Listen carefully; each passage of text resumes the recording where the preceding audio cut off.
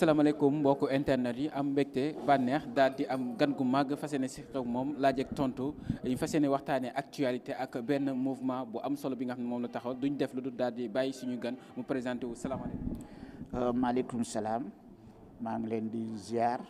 di leen nuyu di leen jox seen wàccuwaay ba nu sante yàlla julli si yonent bi sallallahu alayhi wa sallam ñu ngi leen gërëm di leen sant di ñaan émission bi ñu ngi def. yàlla na si yàlla def fu mu ko dégg rek jàmm am fa parce que loolu moo nu tax a jóg. kan mooy Grand Serigne sénégalais yi ñëpp ñu ngi koy laajte ak mouvement bi xam taxawal. waaw Grand Serigne c'est vrai c'est une question que ñu bari xam nañ ko et je pense que Pikine bi yëpp xam nañ ko parce que dama nekk koo xam ne yàlla dafa dogal plus de 40 ans ma liggéey si ville de Pikine liggéey si dëkk bi avec tous les maires. yàlla dogal na maire yi fi jaar yëpp maire yi fi jaar yëpp liggéey nañu ak ñoom fekke nañu lu bari parce que lépp lu ñu def Pikine yàlla dogal na plus de 40 et quelques années fekke nañ ko am nañ si cër te déglu nañ si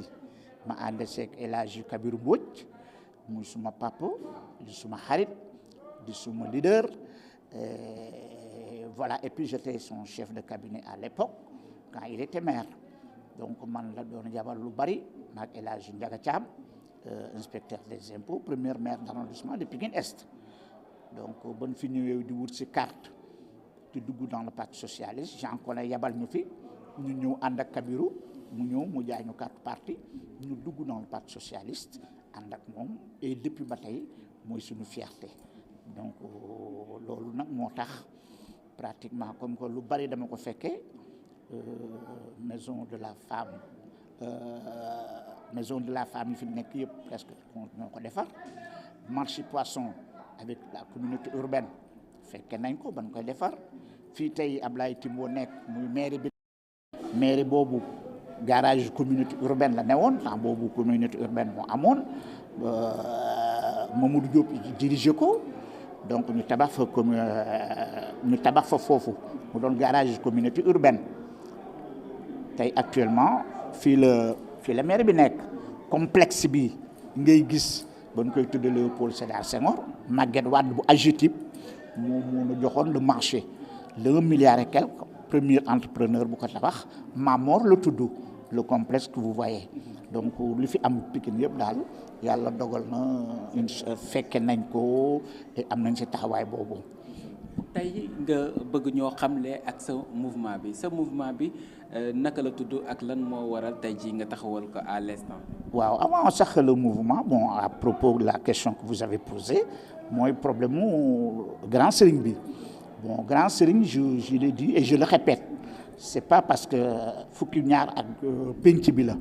non du ay ndey ji réew du ay Ablaye Matar Diop du ay ñeneen ak ñeneen malgré ça j'ai le droit parce que Moussa Yes ndey ji réew laa sama turandoo Moussa Yes ndey ji réew la tout le monde le sait mais loolu lu boxé wu ma foofu fi may boxé mooy Pikine taxawaay bi ma fi am ak lu bari ma def ko fii ak ñu bari ñoo xam ne aussi jàppale naa leen si plein de choses amul benn maire tey bu fi liggéey tey dans le département Pikine muy arrondissement yi muy ville de Pikine te dugaluma si sama loxo ànduma ak yow ñu xeex yàlla may la si ndam. donc looloo tax nag te mosuñu si xuloo mosuñu si xeex Pikine gi yëpp xool peut-être sama dayoo xamal ne peut-être bon léegi li ma mën a doon rek mooy grand serigne mooy rassembleur kii rassemblé kii waxtaan saa yu problème amee ñu taxaw waxtaan ak dëkk bi parce que foofu laa dal de l'opposition et du pouvoir parce que man faruma opposition faruma pouvoir man bon moom Pikine moom ñëpp samay njaboot la ñuy bokk donc looloo tax ñëpp tudde ma grand serigne jox ma honneur boobu wax dëgg yàlla ak maire yëpp aussi muy Mamadou Gueye muy Isaaxa muy tey ñu fi nekk si réew mi ñëpp samay njaboot la ñu bokk parce que samay doom lañu te fekk naa lu bari seen génération. macha allah tey jii nga taxawal ab mouvement dëkkal ñu bëggoon nga dëkkalaat ñi si cosaan bi ak l'essence et la quintessence de ce mouvement bi nga xamante ni mettre nga ko en. waaw c'est vrai mouvement bi aussi dama ko xalaat parce que mouvement bi day porter grand serigne.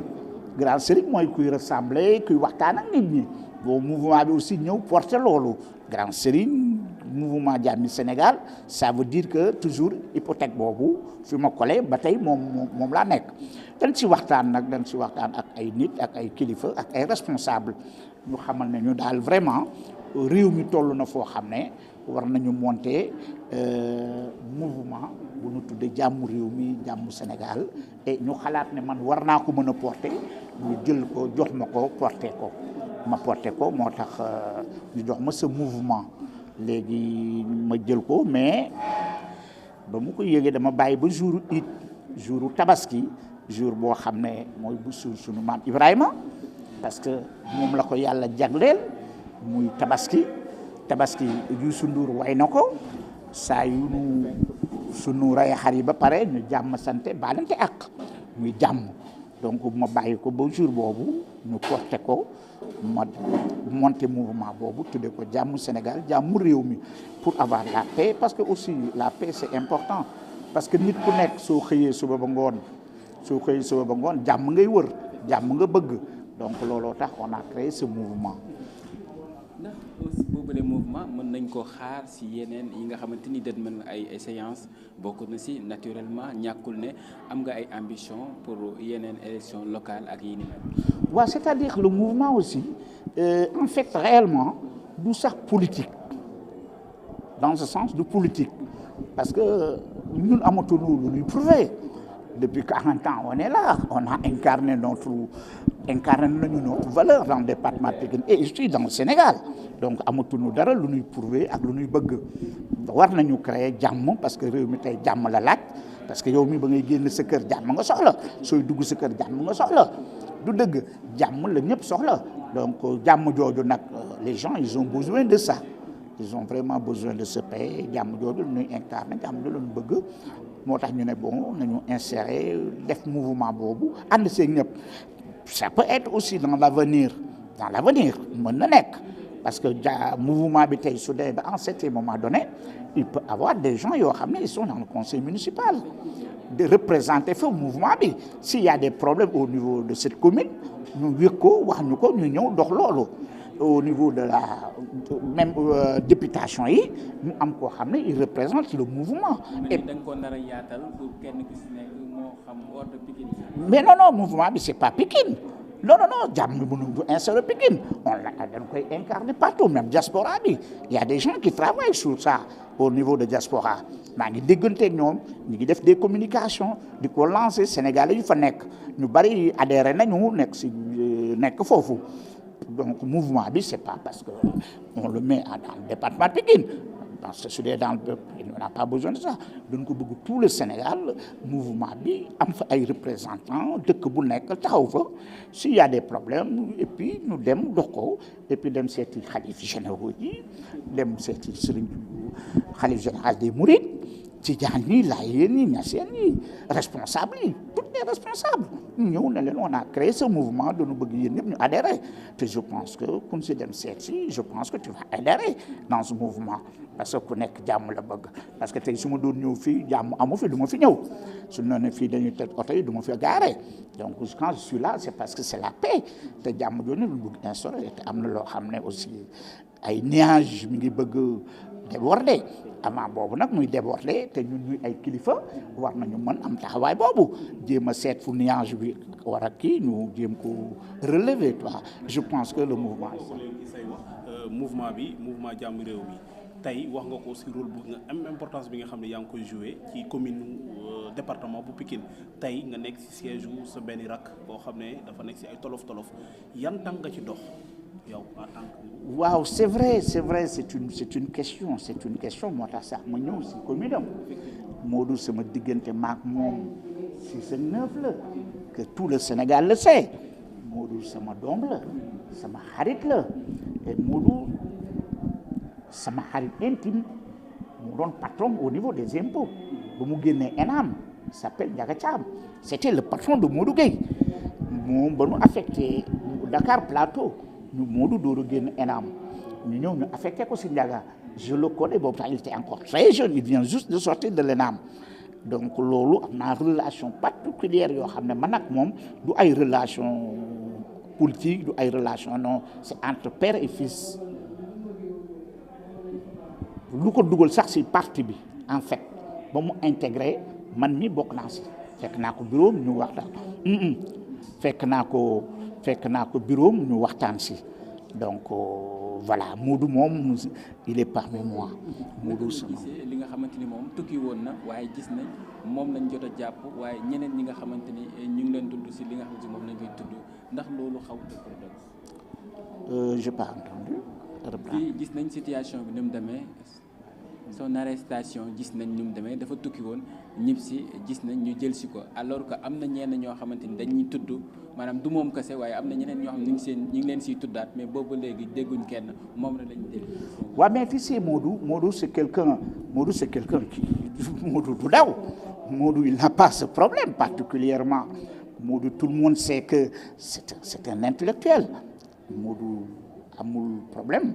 Il y avait des problèmes yoo xam ne vraiment le dossier yi ma si jot a xam il n'est pour rien c'est entre Mame Boye Diao et je salue encore Mame Boye Diao parce que sama doom la parce que comme je disais Ndiaga Thiam moo formé Mame Boye Diao moom Modou ñoo dendoon bureau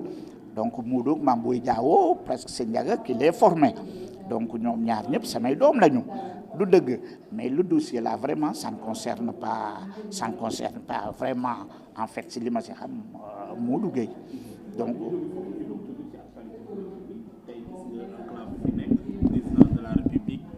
ki ko xam ne moom moo ko faloon naan moom moo ko fal yàlla def na ñoom tàggatoo nañ saa yi nekkatul li nga xam ne mooy PM tey Diomaye nan nga gisee lu ndax ñu bëri tiit nañ ne mën naa indi féewaloo ba mën naa day jeex-jeexi ci dëkk bi ñu naan doxul dox naa problème yeneen di xalaat ay problème futur yow lan nga ci xalaat ak ñaar tànk nga fa seen ci taxaw ba jàmm sax. waaw mais c'est-à-dire c'est un problème et c'est pas un problème aussi parce que passage yooyu dund nañ ko avec Senghor dund nañ ko avec Abdou Diouf Habib Thiam c'était son meilleur ami mu def ko premier ministre dund nañu loolu Ablaye Wade Idrissa marche bleue bi Idrissa moo ko porté te à un moment donné voilà il y a plus de problème loolu yàgg nañ ko dund yàgg nañ ko xam entre Diomaye et Sonko c'est un petit problème pour nous parce que ñun ñu am expérience boobu dund loolu xam nañu sont des détails. donc c'est naturel c'est normal donc yow décision bi kii bi événement bi bettu la. non mënu ma bett parce que suivre nañu pratiquement tous les hommes d'État yi fi jaar yëpp ak li fi am yëpp dund nañu loolu on attendait à ça. parce que ñaar ñuy ànd à un moment donné intérêt yi day taxaw su intérêt yi taxawee nag keneen ku nekk day gis sa bopp si loolu et puis ñu séparé wu et puis il y a plus de problème Sonko il est mi ngi nekk assemblée kii il est le président de la République bon pour les choses les données ont partagé bon il faut continuer travailler parce que les Sénégalais sont fatigués gis ngeen tabaski bi nu mu passé gis ngeen dëkk bi nu mu amee est-ce que duñu njortu que ni crise institutionnelle parce que ku si nekk wone na carrément am na lu ko naqari si morom. waaw mais loolu ànd la politicien tout le temps c'est comme ça il y a des hauts et des bas tey dañuy ànd suba ils ont des problèmes suba ñu àndaat vivre ngeen loolu malgré vous êtes jeune mais vivre ngeen ne politique tout le temps ñu ànd tey ñu xuloo tuba suba ñu àndaat du dëgg ñoom Diomaye ba ñuy ñëw am na ñu àndaloon après par la suite dafa ku nekk taf na sa morom dem du dëgg y avait des problèmes après ñuy dem ñu ñëw après ñeneen ñi dina ñëwaat rek voilà. ndax jotoo ne président Diomaye dafa nar a am ambition politique parce que gis nañ coalition bu mettre en place Diomaye président. mais Diomaye mais il est obligé Diomaye est obligé d'avoir deuxième mandat on n'a jamais vu un président depuis le Sénégal mu am benn mandat jeexal. du dëgg dugg na xam na li si biir xam na ne maintenant il est un homme d'État il veut concourir son deuxième mandat c'est logique kenn du ko bañ loo c'est tout à fait normal man je suis entièrement d'accord avec lui. jàpp nga ne li loolu mu def noonu mën du ko rey politiquement wala moom jàpp nga ne mën na ci am ndam di fekk mu jox kii di Sonko ak Pastef ginnaaw. waaw mais non c'est-à-dire Sonko ak Pastef mu wan ko gannaaw Sonko tamit am na droit am envie bëgg que moom il veut être président en 2029 am na si droit yow sax tu peux le droit d'avoir dit que man 2029 je vais être président tout le monde am na droit loolu parce qu'on est des Sénégalais et puis ay carte la rek nag te ay nit ñoo lay voter nit ñoo ñag di la voter carte yooyu soo si amee mbooloo nga dem taxaw ne je veux être président nit ñi voter la Sonko a le droit de faire ce qu'il fait Diomaye aussi il a le droit de faire ce qu'il doit faire du dëgg mais l'essentiel li am solo mooy suñu dëkk bu ñu si indi crise dañu teg dëkk bi si yoon nañ ko teg si yoon parce que les gens sont fatigués ils ont besoin que les gens travaillent pour au moins situation bi ñu génn mais bëgg-bëgg moom c'est normal mais nag lépp aussi nañ ko teg si foo xam ne mooy dëgg moo tax le mouvement bi jóg pour que vraiment ñu dem di leen seeti di wax ak ñoom wax xamal ne leen yéen ñaar newu leen fi le Sénégal c'est pas Diomaye et Sonko le Sénégal c'est tout le monde. Donc voilà. Pour terminer est-ce que am nga yaakaar ne ñii nii dinañ réussir seen mission ñenn ñoo ngi naan déjà échoué nañ. Le gouvernement. waaye le nouveau gouvernement ñi naan échoué nañ déjà durant les 2 années yi nga xam ne defaguñ nañ ko defaguñu li ko xam ne moom lañ leen doon xaaree fii ak ñetti at yi ñu doon wax ak li ñu doon campagne yi est-ce que jàpp nga ne ñoom danañ réussir seen mission wala jàpp nga ne ñoom déjà échec nañ.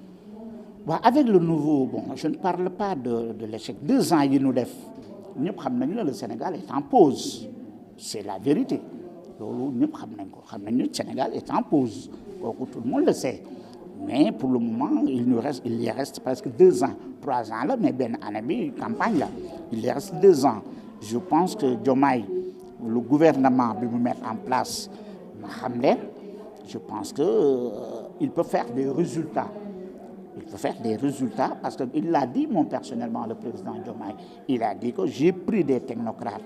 et le pays aussi ce sont les technocrates qui font travailler le pays pas des politiciens ñoom dañuy débat rek mais Diomaye a pris des technocrates